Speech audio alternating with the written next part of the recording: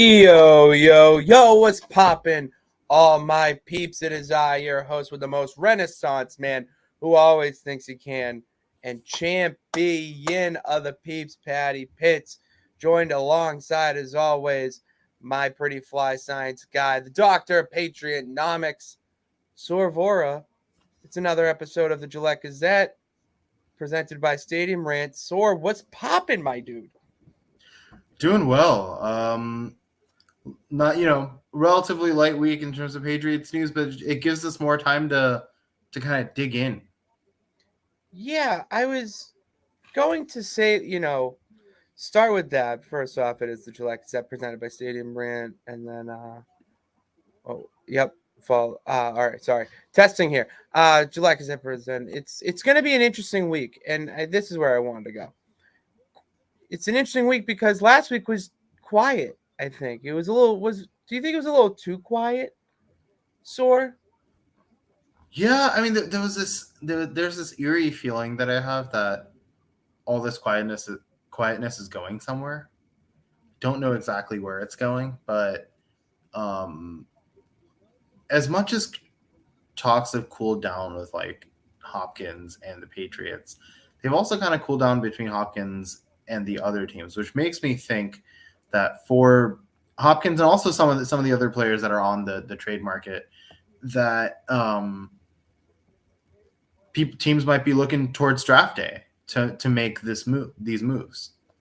Patriots have a pretty good asset with their number 14 pick. You could do something there. They've got some picks here, got some tradable assets too.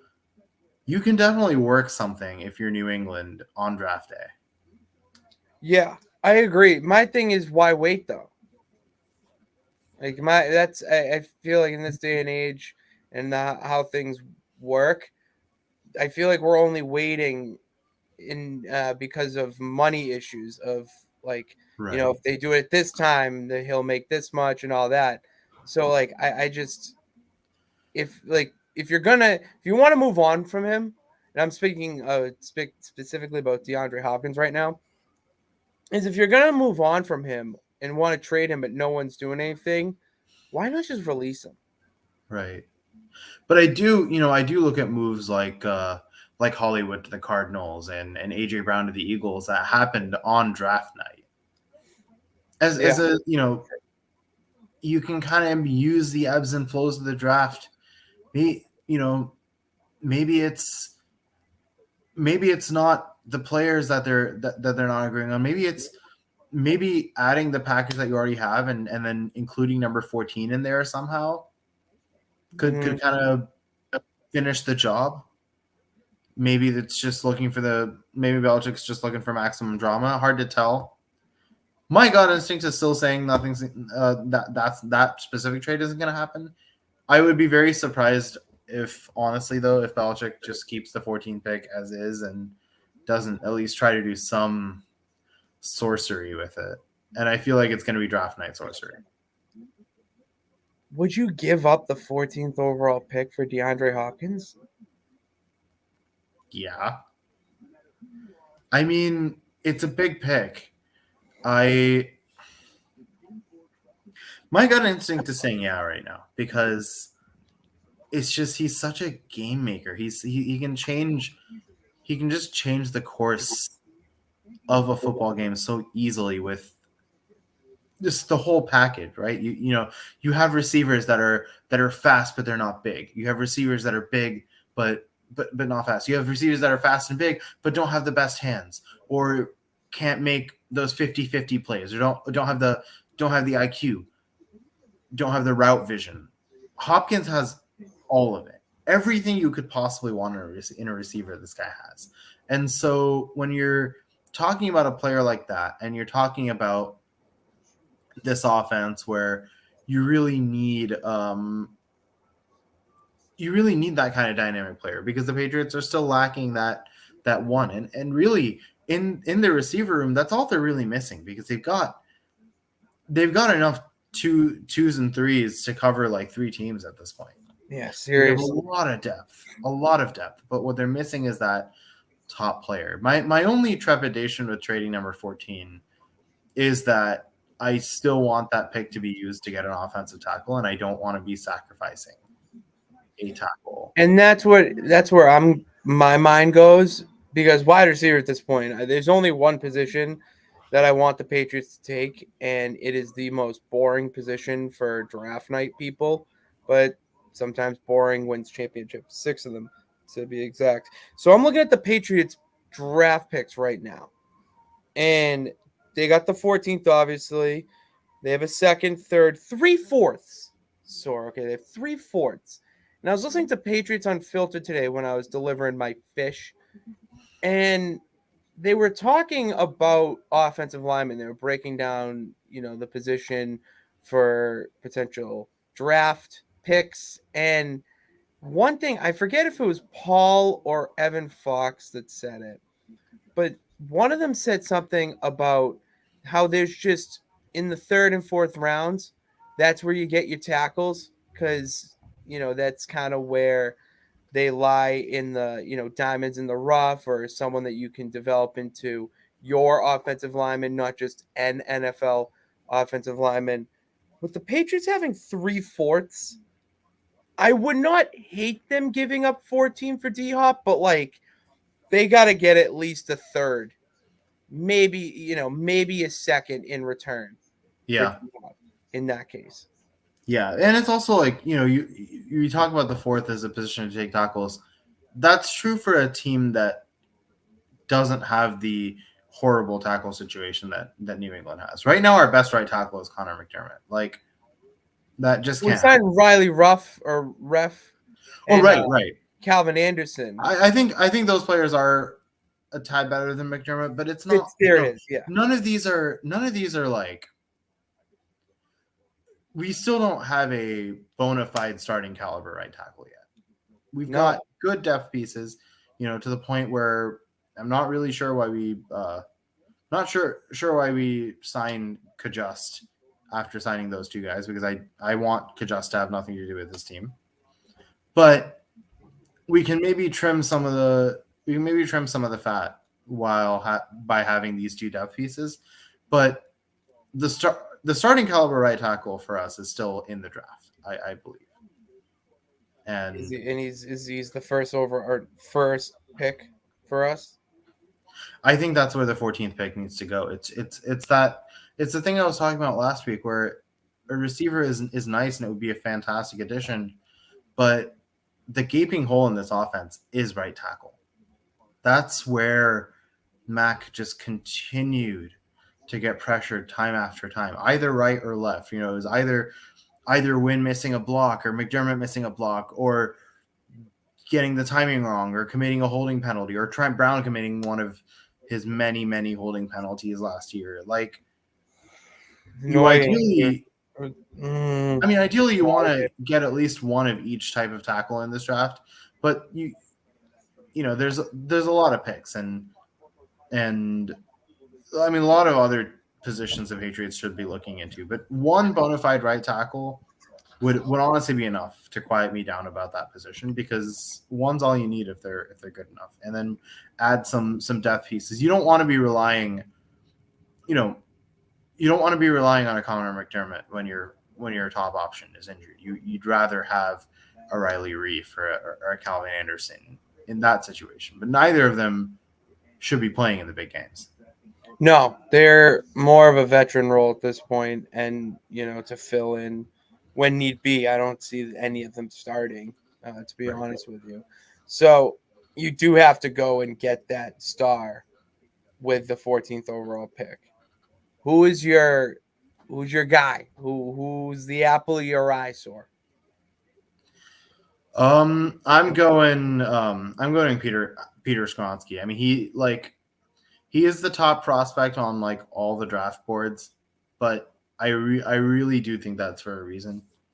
I also really like Anton Harrison. He Oklahoma coaches good offensive line. It's a rich class in general for offensive tackles. Oklahoma's providing a few of them, and just just a great like both these players have like extremely good fundamentals, which I think is one of the things that was missing on the team last year. It's and you think of it, you think, oh, it's simple, like, oh, where do you place your feet, where do you place your hands, how do you get your footwork going? But when you had Matt Patricia coaching the offensive line, all those things got complicated, and you saw these things that you kind of take for granted, hand placement, like where you're standing, whether or not you're blocking the quarterback's lane, all this stuff was no longer taken for granted. And when you look at that, and when you look at a tackle like Harrison, it's just, there may not be anything like unreal about him in that, oh, he can level any defensive lineman, but he can hold his own against anybody he faces. He can more often than not push forward, and he's just steady as a rock. You just don't see him get past. Get phased at all, yeah. And it's the fact that so often Isaiah Wynn was just getting past. It was like you'd see him place his block, and then defensive linemen's all, already at Mac. And yeah, this is a league that's rich with defensive ends. The Patriots found that out every week. Where and I remember when we were podcasting, like every single time we were talking about positions to watch out for on the other teams, we were always talking about their defensive ends, because right tackle was such a weak spot for us. It was such a weak spot. Now that you bring it up, I'm thinking of a few, and I'm like, yep, okay, him. Yeah, like it's the one draft where if you draft, I think they have 11 picks off the top of my head. Let me have it up here. But if you draft with 1, 2, 3, 4, 5, 6, 7, 8, 9, 10 picks, if you drafted all 10 offensive linemen, like, I'm not going to be pissed, because like you just can't. I mean, they're not going to do it. I would be a little pissed. There are a couple other positions on the football field, but it just, to me, like, you need to get the best person possible for this, and I see it being in the draft, and then you have him be coached up by the right coaching, get a little veteran, mentorship in the locker room, whatnot. I wanted to bring this up though: the new offensive line coach, Oregon guy. Wouldn't you see that? Do you see a potential reuniting in New England with one of his old players? I think Oregon has some good depth pieces at offensive line, but when you're talking about the best tackles in the country and the best tackles in the draft class, I don't think any of them are at Oregon right now. And also, drafting offensive linemen from a Pac-12 school is a little bit of an interesting proposition, because there are some really good ones. Andre Voorhees from USC comes to mind, even though I absolutely hate the Trojans. But when you're talking this high pace of play that happens in the Pac-12, like, it's a different, those West Coast offenses, they move so quickly. You don't really have to hold on for too long, and you beat your opponents with speed and with skill, rather than really running a nitty-gritty game in the trenches. And I'm not saying this is a hard and fast rule, but when I watched Oregon play last season, it was a lot of quick, explosive plays, and it was never about grinding. And it didn't feel like Oregon needed to have like spectacular offensive linemen. And the coach, the focus of the recruiting does kind of skew a little bit in the Pac-12 towards skill positions. Okay. And that's why, you look at a more smash mouth league like the Big Ten or the SEC. That's where you're really finding your guys. That's why Skronsky had to go up against guys like Hutch. I keep saying Hutch's name, but he's so, like, he was, the overwhelming example. But yeah, Big Ten had a lot of imposing defensive linemen. Obviously, we know what the SEC is capable of being. Broderick Jones from Georgia, I really like. But for some reason, most of the tackles I tend to look at are in some of the more smash mouth conferences, your SECs, your Big Tens. Mm-hmm. Okay. I'm so just I would say no, not inept. That's not the right word, but ignorant to the offensive lineman in college football because NFL guy, champ of the Patriot peeps. Okay, not the Eagles peeps because goddamn. So I went to a BC game last season. One of my boys, it was like alumni weekend or whatever. Mm-hmm. My friend who went, his friends were there. So then our other two friends joined me. And I'm not kidding you. I'm so happy that Quinnipiac has a hockey team instead of a football team. Because at least our hockey team, national champions. Meanwhile, BC's football team could barely stop the Rutgers team that threw the ball 3 times in the game. Maybe 10, but it was like a ridiculously low amount of times. They were just running Ronnie Brown Wildcat offense, and the Eagles were just losing. Yeah. Like, I just. New England is not where you find the high level college football in the country. No, we had one Hail Mary, and then she graced us with one of the best Boston sports highlights of all time, Doug Flutie. I had a Doug Flutie jersey, obviously. And that's it. That's all we need because the professional sports are where it's at. So BC can stick to hockey and challenge my alma mater, QU. Speaking of BC people that There played it in New is. England, There it is. I know we touched on this last week, Let me get the. We're but still doing some draft chat here. it is one of the topics that's gaining some steam in the Patriots circles. Zay Flowers. There it is. Let's talk about Zay Flowers. Let's do it. Let's You had it ready. Oh my god. Look at me, dude. That's why I'm the champ, baby. Come on. You know this. So yeah, continue what you're saying though. Yeah, and it's for me. I look at a guy like Zay Flowers and I say, I like the story. I like the optics of it. You know, I definitely want him to do well somewhere. He's a Boston guy, but when you think of guys like Jackson Smith and Jigba and Quentin Johnston, those are the guys where I'm not guessing on whether I think they're going to be good in the NFL. Those are the guys where I'm saying, like, these players will be good. Ohio State's offense with Jackson Smith and Jigba was at a unreal level. And I think him and Mac could make a fantastic combination.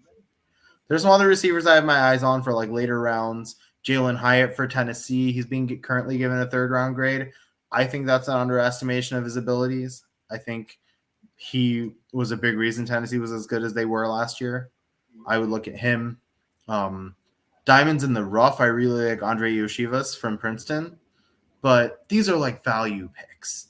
But when you're talking like bona fide guys, I'm not picking Zay Flowers over Jackson Smith and Jigba. It's just you can't. You've got a player that's just so overwhelming. And the fast, athletic, like smaller receiver, we have plenty of those. 5'10" is not what we need on this team right now. No, we have a bunch of that. If we wanted more 5'10", we would have re-signed Jacoby Myers. He wouldn't be living it up in Sin City. Okay? I don't understand why everyone is so all in with the Zay Flowers thing that isn't logical with their reasoning. Because if you say this, you're just a homer, maybe an alum of BC, maybe a double, triple eagle to some. And that's great. That's fine. But for the Patriots to be successful and win more Super Bowls, 5'10" Zay Flowers isn't going to do it. All right. You need like 6'7", 6'6", big, meaty men on that offensive line to protect him. And if we didn't have that type of player already, if we didn't have a guy like Kendrick Bourne or a guy like Juju Smith-Schuster that fulfills that role of being your athletic, non-downfield threat, like kind of player, sure, really like him. And if we didn't have any of those guys, and let's say we signed DeAndre Hopkins, and now we still want to get a receiver. That's where I'd be looking at Zay Flowers, because now you don't need your deep threat. But without if we're not going to sign Hopkins, which even though I really think that's what we should, I'm going to assume that that's not going to happen. If we're coming into the draft not planning on signing DeAndre Hopkins, you need to have that's the kind of player you need to draft. The guy that can go 70, 80 yards, compete with any wide receiver, like with any corner, and just grab those passes out of the air. I mean, Ohio State produces really good wide receivers. We've seen how well Chris Olave played in his first year in the NFL with the Saints, and JSN is better. So you really want a player like that on your team. And when you say JSN, like, I know nothing about this dude. I did not watch him. Is he that good that we're expecting a Jamar Chase type impact immediatamente? I mean, no, because I don't think any team is going to take him like top 5. We're not talking generational player. Okay. We're talking in the context of this year's class. We're talking explosiveness, and honestly, without the ACL injury that kept him out this year, we would be talking Jamar Chase level.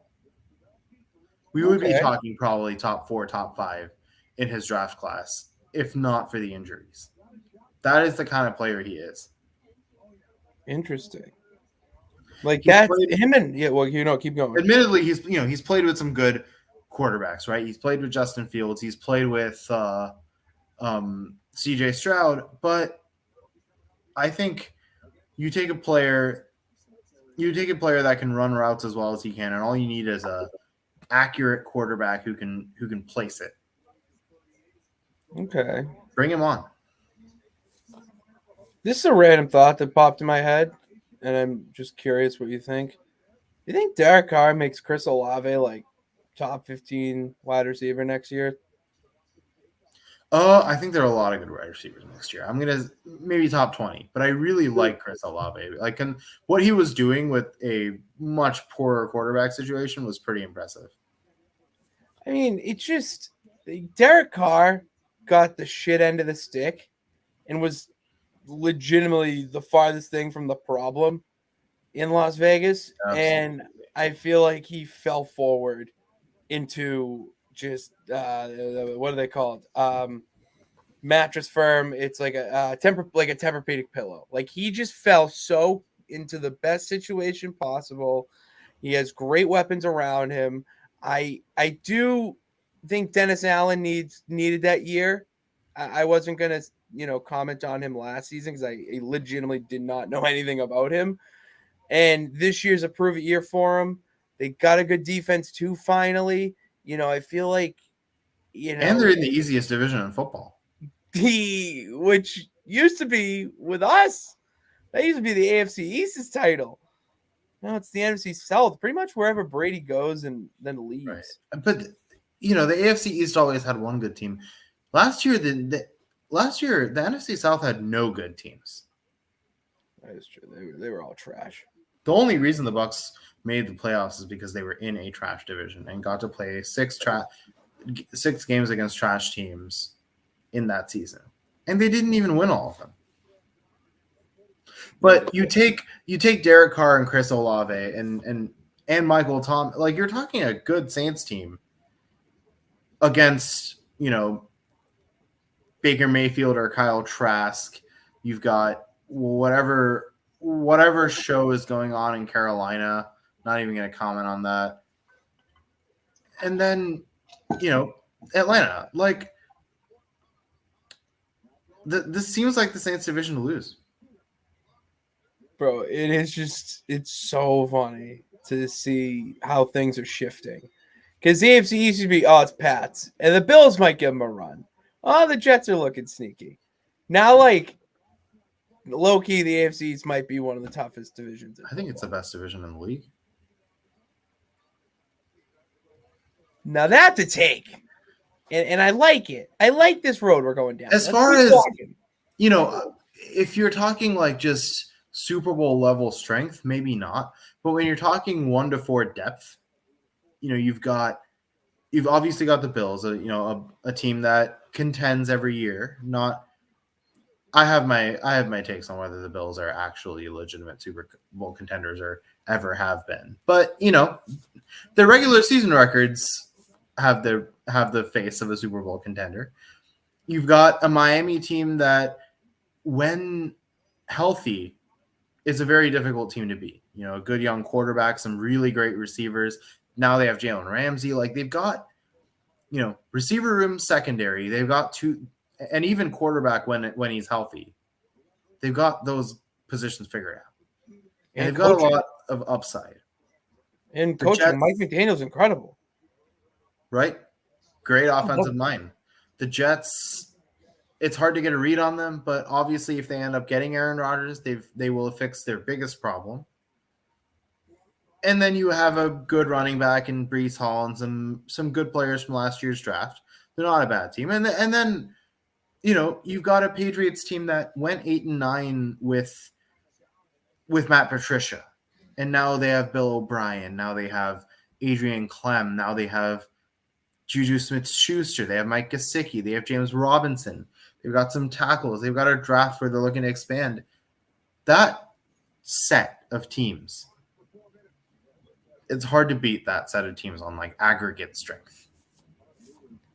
Yeah, I mean, I'm trying to think right now. The AFC, AFC South, the worst division, one of the Right? worst divisions in football. AFC West was on paper. Supposed to be one of the best, but it hasn't materialized that way. No, not at all. It's pretty much It's just still the the Chiefs Chiefs. division. I'm trying to Chiefs, Raiders, The Chargers. NFC West I mean, maybe always gets Chargers talked this year. about, huh? Maybe Chargers this year. Yeah, but I thought that last year. I mean, they got a new head coach. That is true. I Staley's think gone. Thank God. yeah, they needed that badly. But even you look at the NFC West, and it's like that. Often, they used to be the best division in the league in terms of their aggregate strength. But now the Cardinals aren't so good. We don't know what the Rams are yet. Obviously, the 49ers are fantastic. The Seahawks are decent. I think the Seahawks are the most slept on team in the NFC. Yeah, I really like Bobby Wagner on that defense. Kind of sucks. Really. Whoa. So we got a comment from the chief of the Peeps, Pat Keefe. Says our division kind of sucks a little bit. Interesting take. Interesting take, Chief. Well, it's like, if you want to look at it from a standpoint of like, do I think the Super Bowl champion can come from the AFC East this year? No. I don't think that's likely. But do I think that any of these teams have a ton of separation over the other? Also, no. And so maybe not best, but if you're talking toughest division in football, you got to say the AFC East right now. Do you think? All right, so I want to know what's your take on the Bills though. You're like, give us a little sneak peek. I just I looked at Josh Allen play in these playoffs, and it was just so obvious that he continues to get exposed in these big games against better defenses. And since he isn't even what I would consider like a bona fide fantastic defense, they show up in big games. But the Bills were bullied in the trenches on both sides in that game. And you had mediocre moments from Josh Allen. He didn't play very well in the Miami game either. And it's this continuously with the Bills. It's the last year, yeah, you can praise the Bills all you want for the offensive exhibition they showed against Kansas City, but they couldn't stop them within 13 seconds. Their defense failed them in the big moments. And then the year before they get pretty soundly beaten by Kansas City. They just, something's missing, and I can't put my finger on it, but it just doesn't seem like the team that can make that next step into Super Bowl contention. Feels like they'll perennially be a divisional game or maybe AFC East championship if they get the right opponent in that divisional game kind of team. I'm half with you, half not, because I do you think that the Bills are not the best team in the AFC East by a long shot? Not by a long shot, by a decent margin. You don't think they're the best team in the AFC East? Oh no, AFC East, they're the best team. In Okay. the AFC. I'm saying AFC.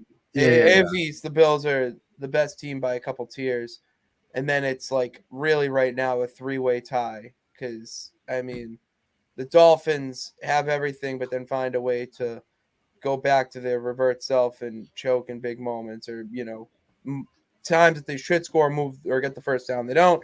The Jets are the Jets. I will not. I just you cannot tell me otherwise that the New York Jets are a good football team or will ever be a good football team. They're gonna get Aaron Rodgers, and somehow they will go like what is it? The 17 games now. They'll still go 9-8. Well, how did the Packers do with him? I mean, he's not Well, he's I not the will player say he the once Jets was. have better. I that's what the champ does. So I give credit where credit's due. The Jets have a better offensive structure than the Packers. I would agree with that. Really like Cedric Wilson. Brees Hall, if he's healthy too. Garrett Wilson. Did I say Cedric Wilson? I meant Garrett Wilson. My Is bad. Cedric Wilson the Dolphins guy? Yeah. All right, so same division, tomato potato. There you go, tomato potato. Yeah, we're there.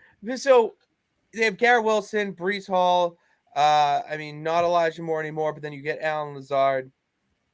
And I'm missing obviously a big name on the line. You have Mekhi Becton coming back finally, who is I think Trent Brown, but good, better, bigger, faster, stronger. It's going to be really funny to see them still go 9-8. Yeah. They'll find a way. That's what I'm saying. I don't think Robert Saleh is a bad coach, but I don't think he's the answer either. I think he's as closest to the answer as we're gonna get. I would like to believe that the Jets are just never going to get the answer. Yeah, they're the ugly stepchild. They really are. I just do because you got the Bills and then the Pat. Like we just talked about those three teams, but the Pats just are a couple moves away, not even an offensive tackle away. Yeah, an offensive tackle and a deep threat away from an offensive tackle away from being like a solid second place team in that division, and an offensive tackle and a great wide receiver away from. I'm not going to say contending for the division, but keeping it interesting for longer than you would think is as far as I'm going to go. Okay. All right, I'm with that. All right, we're at the halfway mark here, and we've talked a lot about the draft. So we already know what we want. Let's talk about some free agent signings because this move happened. OBJ to the Ravens. Soor, I'm not kidding you. I'm pretty sure this happened like a day after we recorded last week. That's right. So I mean, we're pretty good at foreshadowing things, I guess. Yeah, and we'll have some thoughts for you after a little siesta, a little break.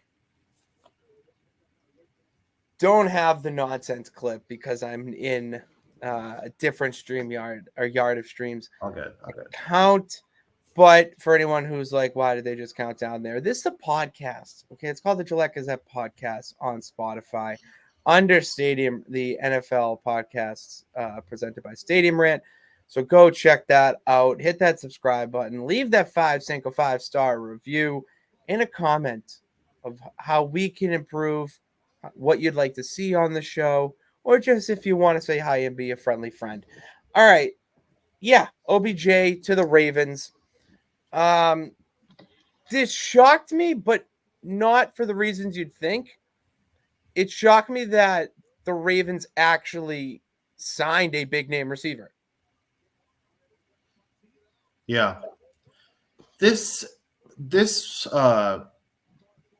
feels like a this feels like a how can we keep Lamar happy with that current salary right now?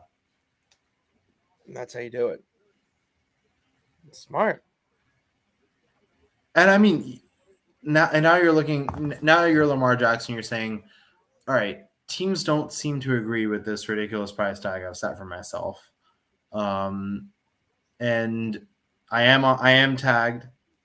I now we already had a playoff team last year. We had a really good wide receiver to that mix. What can we be now?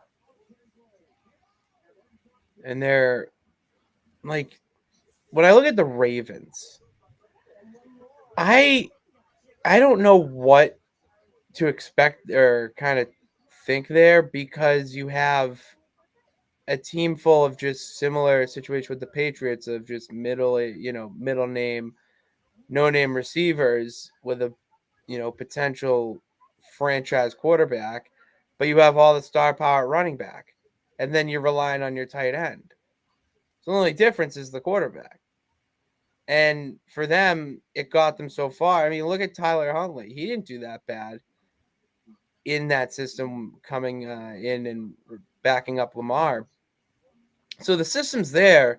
They just need star power. I think this was a fantastic move for the Ravens. I hate to say it because I'm not the biggest fan of them because, whistleblowers and all.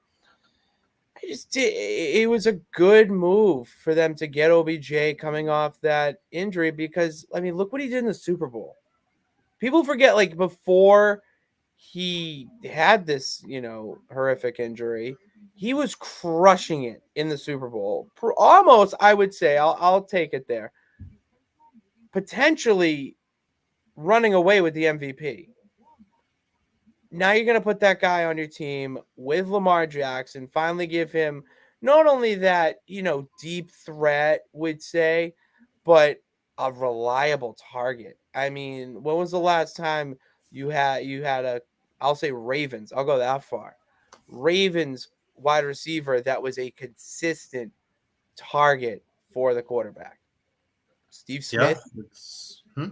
Steve yeah. Smith, like, And really, once Steve Smith moved elsewhere, you realize he was only a number one receiver, kind of in the context of that team as it was. It was like even he wasn't like spectacular.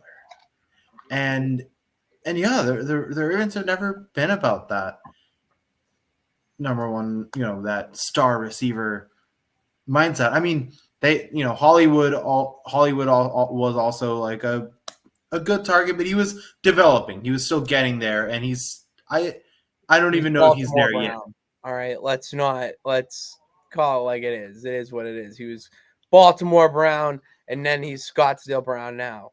All right, just mediocrity across the board. That's exactly what you get with him. I'm sorry, but I like the Chief came in saying Bolden was their best ever. Probably forgot about Bolden. That's a good addition to the list. Yeah, I think he would be. That's some good. I remember they had some good tight ends over the years too. Todd Heap, legend. Todd Heap, Shannon Sharp. I forget there's someone I'm missing. No, was it Ed Dixon? Is that what I'm thinking of? Someone fact check me on that, because I remember taking him in a lot of fantasy drafts, like 15th round. It's like, oh shit, I forgot a tight end. Well, there was Dennis Pitta also. Pitta, dude who broke it with glass bones. Oh, Mark Andrews. They have Mark Andrews right now. I think he's already their best ever tight end. Okay. Or he will be by the time his career is done. That's a better word. Yeah, it's a better phrase for it. Because right now it's Shannon Sharp. Yes. And Todd Heap. I think Todd Heap's just the most legendary name. That dude was a savage in the early 2000s. And was he? Oh my god! I think he was catching balls from Trent Dilfer. That's terrible. But I mean, now the Ravens don't have those defenses, those unbelievably iconic defenses. Ed Reed, Ray Lewis, like those unreal units. They have a good defense that can definitely hold their own. But now you do need some offensive firepower other than just having Lamar play hero ball every game. Like that's not going to work in the playoffs. No one. It's one thing that kind of pisses me off still about the NFL playoffs. That has nothing to do with the NFL. It's the players, obviously, but that it becomes kind of like a one-on-one with the quarterbacks in a way, or it's a one-on-one with it's matchups where it's it needs to be a team effort. Like everyone needs to be clicking. You can't have some guy like Lamar or Josh Allen or even Pat Mahomes go out there and try to win it on his own, because when they do that, they lose. Look at Mahomes in the Super Bowl against the Bucs. He legitimately was doing it on his own, and his team could not help him. That's that's the same situation as the Ravens, but just over a span of 17 games. Like Lamar Jackson is only going to be as good as the receivers and offensive help that you surround him with. OBJ is a massive help to that. And that is also the enticing offer of listen, we got you OBJ, and look how you did with him. Could they go to a Super Bowl? That's not up to me right now. We're a Patriots podcast. I won't talk about the Ravens Super Bowl odds here. I refuse to. But the thought's there. The idea's there, and that's all Lamar might need for him to just sign the tag or sign a big offer or whatever. So it's great on the Ravens. Really smart on the Ravens. I'll ask this sort of kind of talk about more Patriots centered, because God damn, I didn't think I'd talk about the Ravens that long on a Patriots podcast. I need to go to confession. Who's the next free agent? Big name off the board. This is what I was going to get up on my phone. So we had a little list here. So as I bring that up, Soor, who is someone off your noggin that we think that is maybe the first next free agent to fall for the Pats, or just in general, because it's the off season. Let's just talk. In general, I feel like there's got to be a team that goes after Clowney. I don't know if I want the Patriots to be that team. I keep getting vibes that he's just that little bit overrated. And would be the injuries? Sure. Are the injuries kind of offsetting injuries as well? Well, I don't know if he's been claimed yet, but I know Yannick is still a free agent. Oh, I would love to get Yannick Ngakoue. He didn't make things easy for us when we faced him. No, he doesn't. My only thing is edge defense a need? I don't know if I think I don't know if I would say it is. I'm really happy with Judon and Wise.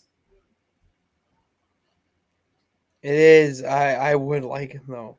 I'm trying to see receivers. I wish I had a better tracker. God damn. Most of the receivers are gone, man. That's the thing, is most of them are gone. We got a better tracker here. All right, when was this February 20th? I had my eyes on Mecole Hardman before he became a Jet. That's another big addition to the Jets receiver room. Yeah, that's crazy. Can we that's a weird signing. Mecole Hardman to the Jets. You're gonna leave the Chiefs to go the Jets? Aaron Rodgers has not been confirmed signed with the team. Does he know that? Do people forget that just because you say it on television doesn't mean it's fucking true? I say shit all the time on here. It doesn't mean it's true. So I'm going to give a name. It's been come up a few times in Patriots free agency talks, but never really went anywhere. And honestly, hasn't been anywhere near his top level lately. But someone that I think could sneakily make some noise in the right situation. What are your thoughts on Jarvis Landry?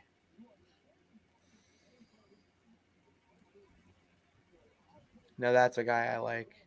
That's a guy I like. I wish there was more of a need for him in New England. I don't, you know, as much as I do love Jarvis Landry, I don't think he fits the mold here in New England because his role is kind of already done by Juju now. And then you have Devontae Parker, still have Taekwon. So, even what the Chief is saying to us here in the comment section about we need to find that deep threat, even bringing him, he's not a deep threat. He's a slot guy. I mean, he's a Right. reception. We have slot guys. We have a ton of them. There's no need for it, which stinks because I think Jarvis Landry on the right team could be an absolute stallion. If Rodgers was there still in Green Bay, or if the trade doesn't go through, whatever nonsense, bro, go to Green Bay. Right. He would be so good with Rodgers, or just in general. I mean, There's also Marvin Jones. Could I be think Marvin interesting. Jones got re-signed by the Lions. Did he really? Okay. He did. He's wearing number 0 now. Lions been busy, dude. Lions are it's busier in the Motor City than it is in goddamn New England. It's tough. Yeah. I don't. Chief, you suggested you gave a comment given the names of N'Keal Harry and Namir Bird. I'm just gonna leave that there and ignore it. No, I I was do so not. angry when N'Keal made that catch against us for the Bears. It was just one catch, but still. Dude, the One too many. entire place erupted in boos. It was fucking comical. That Yeah. was so funny. Just N'Keal Harry makes an absurd catch, and then you hear the PA announcer go, and number whatever, N'Keal Harry on the catch, and just the rain of boos. That man is a dead man walking in New England. So Julio is still available, as the Chief pointed out. I think because he had such a bad season last year, we didn't really think about it. But you and I were talking about him a lot at the beginning of our pod last year, and I still maintain that when healthy, he's one of the better receivers in the league. It's a question of can he stay healthy. But he was in a poorly functioning offense last year, and couldn't quite stay healthy. For me, I would have to see what the price is, but if you can get him cheaply, I would want to give that a try. Okay. Hear me out. Out of my soundbite, so I can't do the cute little transition, but hear me out. I do not know if Julio Jones would get through Patriots training camp at this age. Could it be because of his ailments, his nagging ailments and injuries? That could be a reason. Could it be because it just doesn't work out, gets cut? Potentially. Could it be because many legendary receivers like Ocho Cinco and Reggie Wayne have said that the Patriots playbook is too complicated and their training camp, whatever, they can't do the Patriot way. So I don't know. After the way he is now, at the age he is, that's what worries me about signing Julio. I'm kind of tripping on my words here because the Chief himself just if it's like Pee Wee's Funhouse, he said a secret word around the champ that you say. He said Brashad Perryman. Soor, do you know my love for Brashad Perryman? You've mentioned it a couple times, yeah. Oh my God, I am so excited to talk about Brashad Perryman on the Gillette Gazette because Brashad Perryman is one of those receivers that is like a Julio, but far, far worse stats-wise. He was drafted by the Ravens, could have been their, elite franchise changing wide receiver, but injuries, plagued him throughout his career. But he came out, if you watch his college highlights, this man was a monster. He's 6'2", 6'3", and can run this at the speed of a track star. He had the fastest 40. I remember Perryman in college. I remember how good he was with UCF. I remember a crazy Hail Mary he had. Bro. I think he's a great player. My thing is that when we talk about all these players, that this is not the caliber of player receiver that we need on. This is why I keep going back to the DeAndre Hopkins thing. These are all great players that would be nice to have, and players that I ultimately think could be good additions to the Patriots receiver room. But we're still not talking about game-changing deep threats other than Julio if he's healthy, but I don't think he will be, like you're saying.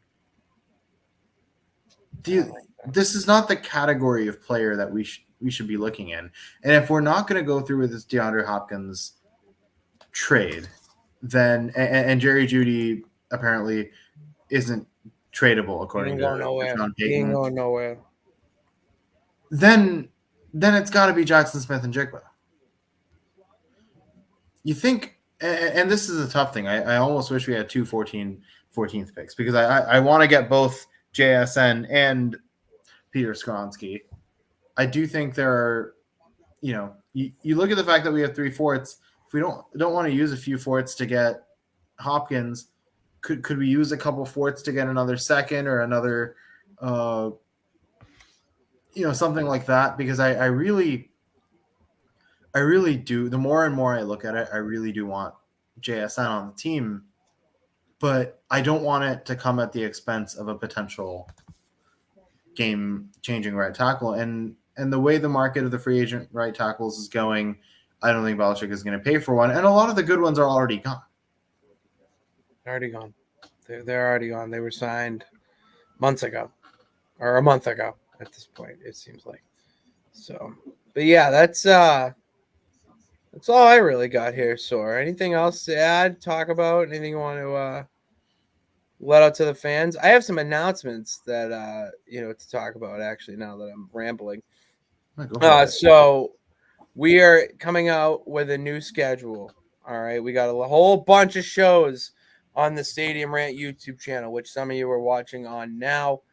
Scheduled. We had Gritty Gamblers go on last night. We got a golf show in the works that should be going live tomorrow.